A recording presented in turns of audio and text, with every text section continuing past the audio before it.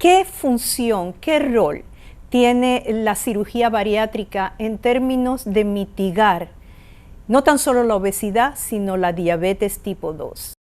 Es una muy buena pregunta. Fíjense la importancia que dejó de llamarse solamente cirugía bariátrica para llamarse cirugía bariátrica y metabólica. Consiste en reducir el tamaño del estómago y hay distintas técnicas. ¿Qué va a provocar esto? No solamente va a disminuir la capacidad del estómago, sino va a disminuir ciertas hormonas, por ejemplo la grelina, que es una hormona que da apetito, y van a aumentar otras hormonas gracias a la llegada rápida de la comida al intestino distal. Esto aumenta las hormonas como por ejemplo las incretinas, la GLP-1 y demás, que van a actuar a nivel del páncreas y a nivel periférico, mejorando lo que muchas personas conocen lo que es la resistencia a la insulina. De esta manera, un paciente diabético va a dejar de ser diabético en casi un 85% de los casos. La verdad que es un porcentaje muy alto y esos efectos metabólicos son fundamentales. Ahora, ¿cuándo es el momento de operar a un paciente? Según las guías internacionales, ya han sido publicadas desde hace varios años, pero hubo una publicación importante en el año 2016 en Diabetes Care, una revista médica muy popular, y ahí quedaron bien establecidos los criterios.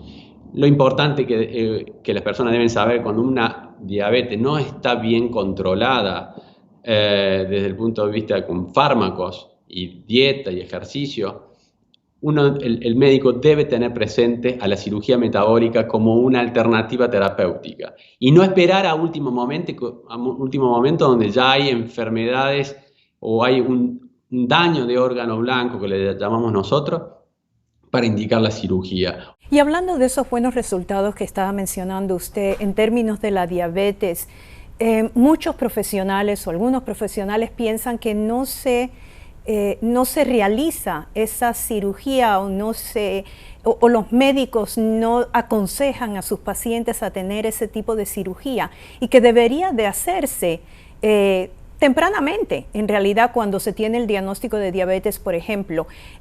¿Por qué no se hace y hay algún tipo de contraindicación para no realizarla? Excelente pregunta. Mire, hay un estudio muy importante que hizo la Universidad de Chicago junto con ASMBS, que es la Sociedad Americana de Cirugía Bariátrica, en donde reportan que los pacientes plausibles a una cirugía bariátrica, solamente el 1% de todos los americanos llegaron a hacérselo.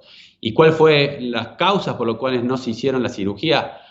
Fue porque principalmente los médicos referentes de esos pacientes no lo derivaban al cirujano bariátrico. Entonces, eso es un dato muy importante, que los médicos generales puedan entender que la cirugía es una herramienta más que deben contarla como cualquier otro fármaco y que llegado el momento indicarla y no esperar, porque está demostrado que aquellos pacientes que tienen mucho tiempo de evolución de enfermedad o que ya requieren insulina para su tratamiento, esos pacientes van a tener menos probabilidades de que se resuelva la diabetes. Y llamamos resolver y no curar porque se ha demostrado que la cirugía en muchos de los pacientes, un 80% de los pacientes, 85%, deja de tomar su medicación habitual.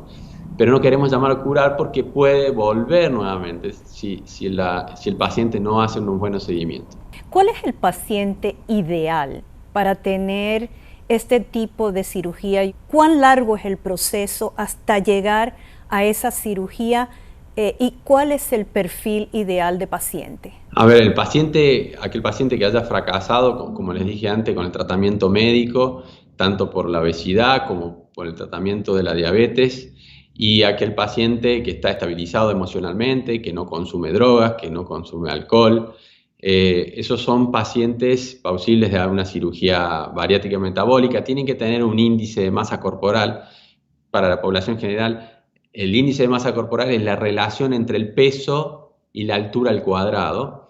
Y si ese índice da por arriba de 35 y tiene diabetes, es un potencial candidato a cirugía bariátrica. O más de 40 sin enfermedades también es un potencial candidato a cirugía. Y como les dije antes, hoy ya ese índice de masa corporal se ha reducido a más de 30 de índice de masa corporal en pacientes que no tienen buena respuesta a la cirugía, al tratamiento médico. Y como decíamos recién, es fundamental el abordaje interdisciplinar. Y eso puede llegar a tomar entre 2 a 6 meses. No buscamos un tiempo, sino buscamos objetivos. Si el paciente hay que estabilizarlo, a veces tiene una diabetes muy descompensada, en ese caso lo que procuramos es estabilizarlo, ponerlo en condiciones. También se evalúa no solamente la glucemia, se evalúa la parte cardiológica, la parte pulmonar, el hígado, ¿no? Y bueno, uno tiene que estabilizarlo al paciente y una vez estabilizado se lo lleva al quirófano. ¿Cuándo hay una contraindicación por diabetes? Yo le diría que casi nunca. Salvo estas contraindicaciones absolutas, cuando un paciente tiene una enfermedad mental desestabilizada o tiene alcoholismo o tiene drogadicción, ese paciente sí es una contraindicación para la cirugía. Doctor Martínez, Pedro, muchísimas gracias. Muchas gracias, Marisa. Un placer.